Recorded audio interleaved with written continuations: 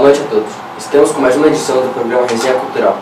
Contamos hoje com a ilustre presença de um grande nome da literatura brasileira e autor do livro Madonna de Cedro, Antônio Calado. Contamos também com o historiador da UFRJ, Alfredo Viracopos, e o crítico Marco Aurélio. Boa noite a todos. Muito contente de estar aqui, Fernando. Boa noite, é um prazer estar aqui com vocês.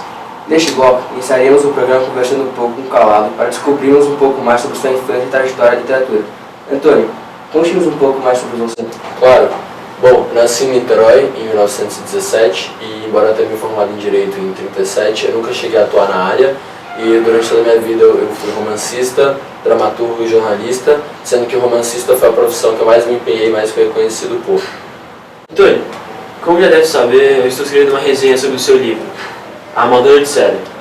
Bom, já que escreveu seu magnum opus, gostaria de saber um pouco mais sobre a obra. Poderia começar dizendo um pouco sobre a mensagem que o senhor gostaria de transmitir aos leitores? Desculpe me interferir, só isso me permite e gostaria de agregar o seguinte. Já que muitos que estamos assistindo não têm conhecimento sobre o termo magnum opus. Magnum opus, vindo do grego, significa a obra mais reconhecida de um autor, mas, por favor, continue. Tá bom. O livro da Madonna trata muito sobre a religião, algo que é muito evidente para qualquer um pegar o livro e ler. O que é mais característico do livro é que o livro trata um contraste entre os opostos. Você vê uma narrativa que engloba, ao mesmo tempo, uma cidade movida totalmente pela religião, sendo que, ao mesmo tempo, os protagonistas e os personagens dessa cidade, eles se envolvem em esquemas e outras negociações para conseguir status, e eu acho que isso, nada disso é moralmente correto. Então, o que eu mais quis incluir foi exatamente esse contraste entre os opostos, que foi o meu principal motivo para escrever o livro. Marco Aurélio, vamos fazer um breve resumo para que nosso telespectador possa melhor entender e acompanhar a canal.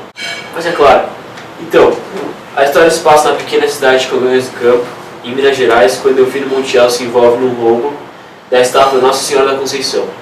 A igreja, que era dirigida pelo padre Estevão, ficou, vamos dizer, abalada com o ocorrido. Já que mencionamos o local, o senhor, por favor, podia explicar um pouco mais por que escolheu Minas Gerais? Posso explicar sim. Eu recebo bastante essa pergunta, Marco.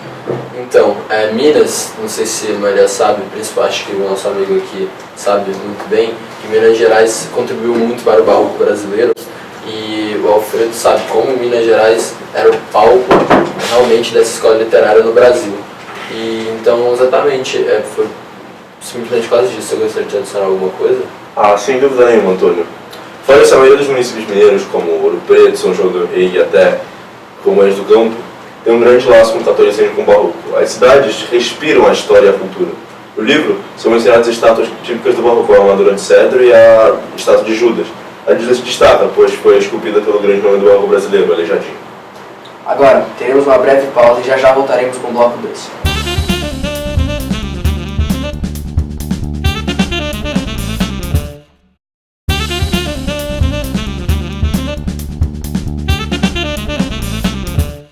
Estamos de volta. Agora no bloco 2 eu vou retomar o resumo do livro Madonna de Cedro, escrito por Antônio Calado. Marco Aurélio, que também está conosco no programa de hoje, continuará relatando o que aconteceu na obra. Desculpa, mas eu já mencionei o roubo, não foi? Sim, você havia dito onde a história se passou, que foi em Congonhas do Campo, e do roubo efetuado por Delfino. Bom, muitos devem estar perguntando quais foram as motivações para que Delfino tinha roubado a estátua da Madonna. O principal motivo foi que Delfino precisava de dinheiro para comprar a casa e abater algumas dívidas. Essas eram as condições para que o pai de Marta, a noiva de Delfino, deixasse sua filha se casar com Delfino. Mar, como era chamado pelo seu marido mineiro, eventualmente se mudou para Congonhas do Campo, saindo do Rio de Janeiro.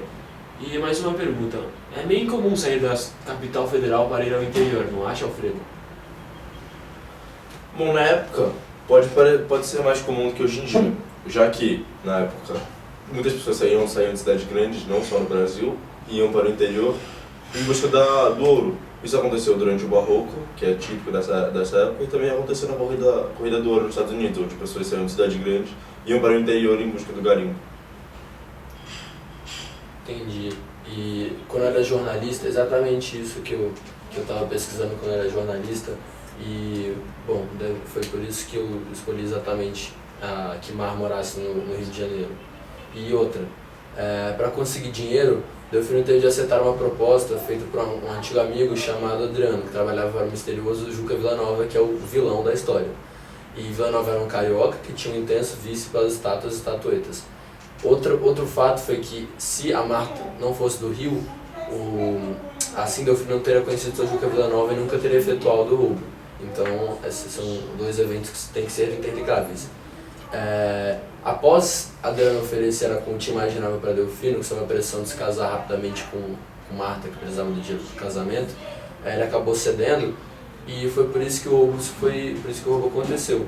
E aí, após esse roubo, a história pausa por 13 anos e recomeça no próximo capítulo, com a angústia de Delfino, que não consegue aguentar o tanto de pressão e acaba não conseguindo se confessar por todo esse tempo, sendo que ele era uma pessoa muito religiosa. Foi proposital incluir o fato que Delfino, antes do primeiro roubo, era religioso e confessar semanalmente? Exatamente. Como eu estava dizendo, o principal aspecto do livro, que se passa na época do Barroco, que trata muito sobre os opostos, é a polarização. O que eu quero dizer com polarização? Polarização é dois lados, um se opondo ao outro. E a fé de Delfino se opõe ao roubo que ele efetuou, que é algo muito imoral, e o padre, que supostamente segue todos os dogmas católicos, é muito infiel, e de acordo com o decorrer do livro, o leitor percebe que o padre quase chega a ser uma farsa. E também o sacristão Pedro, que é um cargo na igreja, apedrejou Lula Boba à morte, que é outra coisa assim surpreendente para alguém da igreja fazer. Então fica clara a brincadeira entre os opostos. Bom, eu tenho uma perguntinha, senhor Antônio. Esse livro foi escrito em 1957, enquanto o Barroco já tinha sido no século XVIII até o século XIX. De onde vem a ideia de escrever fora da escola literária atual da época? Então, eu sempre tive o intuito de relembrar a história. Nas minhas épocas de jornalista pelo BBC, a gente tive que trabalhar com a história do Brasil. Então, como eu já tinha esse conhecimento, já tinha o know-how da área, eu acabei escrevendo sobre isso mesmo. E eu não acho que só porque a escola literária esteja considerada morta, porque não existe mais, que você não possa relembrá-la. Felizmente, teremos um breve intervalo e já voltaremos com o bloco 3.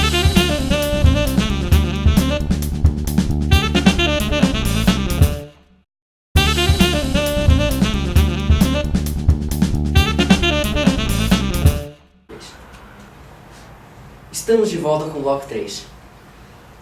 Então, eu estava aqui, eu percebi que o senhor tem algumas anotações aqui. O senhor pode explicar, por favor, pra gente? Então, porque eu deixei algumas marcações sobre umas partes que eu acho importante ressaltar para os telespectadores. Se a gente ainda tiver tempo, a gente pode abrir elas um pouco. Mas é claro. Tá bom, então vamos lá.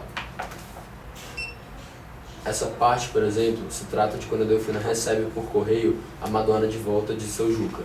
Aqui existe um aspecto bem barroco que se vê quando Delfino pondera tacar fogo na estátua, sendo que isso não seria nada religioso. Depois ele vê como isso seria blasfêmico. Você quer adicionar alguma coisa sobre isso? Você gostaria de adicionar alguma coisa? Sim, claro. Esse texto que você acabou de citar pra gente mostra bem a transição da época do Barroco, do quentismo pro Barroco, perdão. Porque na época do quentismo as pessoas eram tão mais apegadas à religião por conta dos movimentos jesuítas que vinham no Brasil, que isso tudo parou. Quer dizer, as pessoas foram se distanciando da religião na época do Barroco, por mais que tenha toda aquela ideia das igrejas e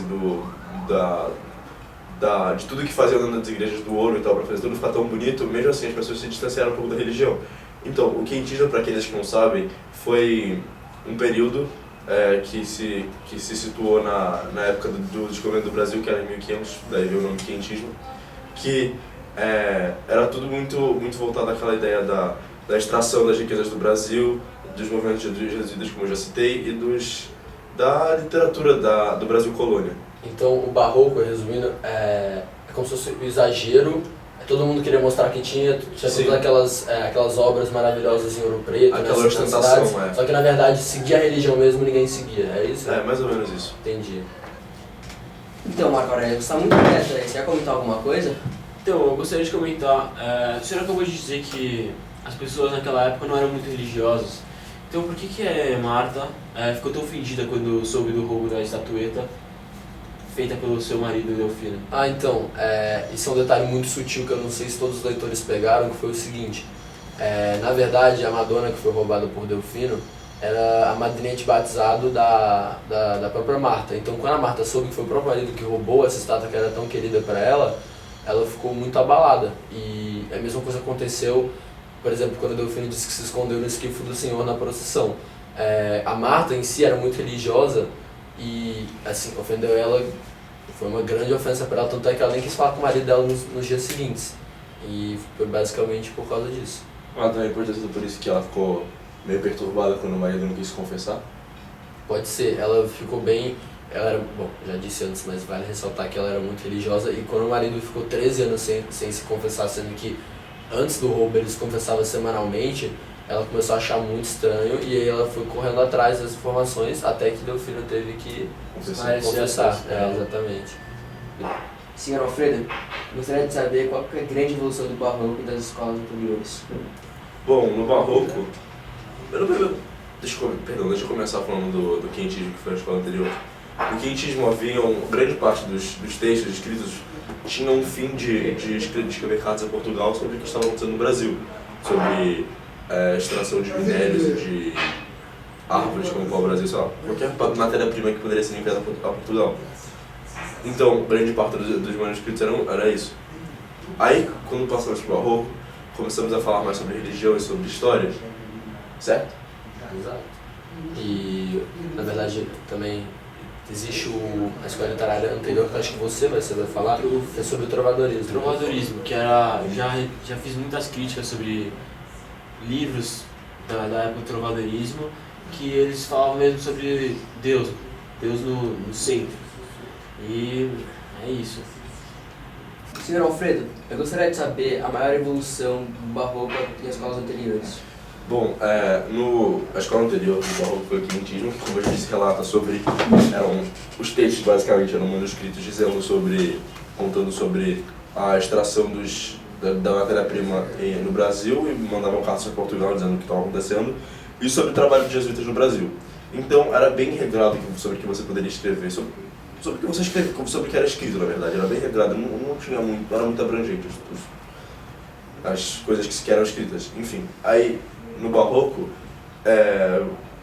você podia escrever sobre várias coisas diferentes. Você podia criticar política, criticar sociedade, essas coisas. E também no barroco tinha a ideia do cultismo e do conceptismo. O conceptismo era a argumentação lógica, que é o conceptismo, que é o conceito, e o cultismo é sobre invenções e críticas e coisas assim. Você tem algum comentário que você escreveu sobre essa época? Então, pelo que nos gostando de jornalista, o que eu tinha visto era que...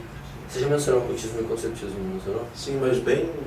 O cultismo você dava uma ênfase maior à cultura, e já no conceptismo você dava uma ênfase maior à razão.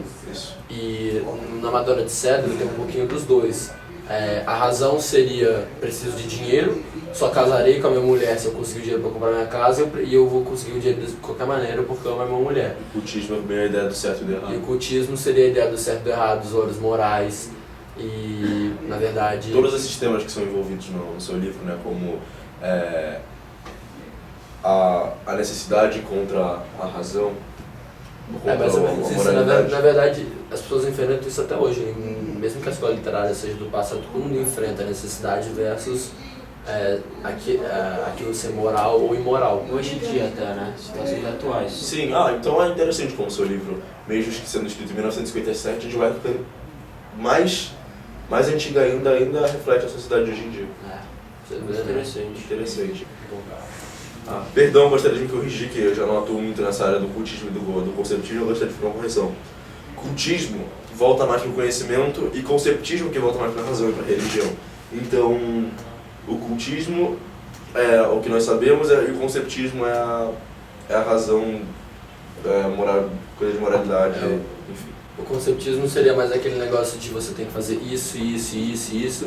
E muitos dos personagens do meu livro são presos a regras que eles têm que seguir, porque, enfim, na época deles era a norma fazer isso. E isso reflete exatamente nesse ponto. Sim. Você gostaria de acrescentar alguma coisa? Não, vocês já explicaram basicamente tudo o que aconteceu. Nós ainda temos tempo para começar? Infelizmente não temos mais tempo para conversar. Eu gostaria de agradecer a presença de todos aqui.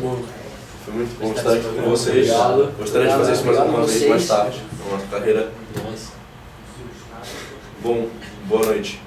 Boa noite. Boa noite. Obrigado pela audiência.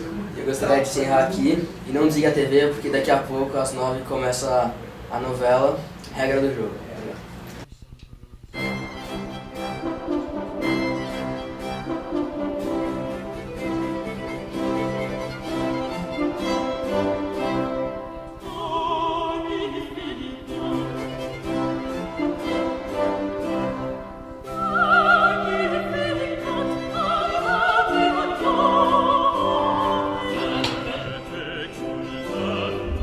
Thank you.